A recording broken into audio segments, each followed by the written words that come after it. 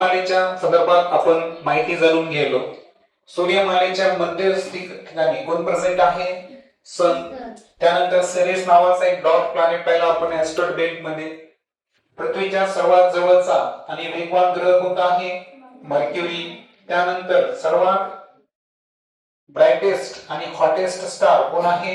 Venus. आणि व्हेनसचं वैशिष्ट्य आहे माहिती आहे का? तो 177 अंश कललेला आहे. इन्क्लिन अँगल किती त्याचा? 177.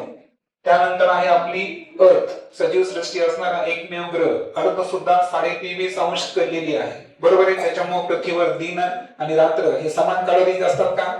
नाही. पृथ्वी 23.5 अंश कललेली आहे. त्यानंतर लाल ग्रहाबद्दल, रेड प्लॅनेट कोण आहे? मार्स. 4थ्या क्रमांकाचा पहिला. 5व्या क्रमांकाला स्टोर्मी प्लॅनेट, वादळी ग्रह, सर्वात मोठा ग्रह कोण आहे? ज्युपिटर. त्यानंतर लास्ट लेक्चर मध्ये आपण 7 रिंग असणारा कोणता पाहिला? सॅटर्न. याची डेन्सिटी ही अतिशय कमी असते. आता आज आपल्याला नेक्स्ट ग्रह जो पाहायचा आहे तो कोणता आहे? युरेनस. आणि युरेनसचे एक वैशिष्ट्य लक्षात घ्या की युरेनस अप्रॉक्सिमेटली किती? 97 डिग्री. किती डिग्री?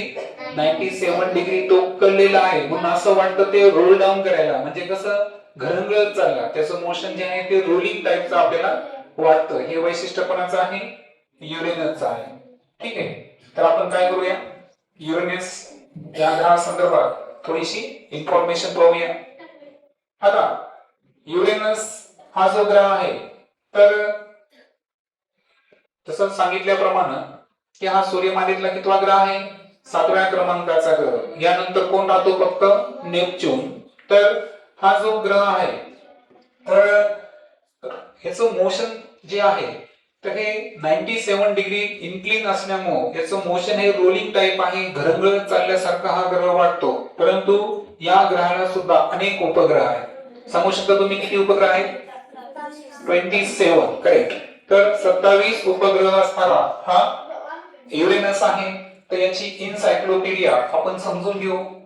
एनसायक्लोपीडिया मध्ये जर पाहिलं आपण तर इक्विटोरियल डायमीटर ही तुम्हाला माइल्स मध्ये दिलेली आहे. कशामध्ये? माइल्स मध्ये. किती आहे? 31,763 माइल्स.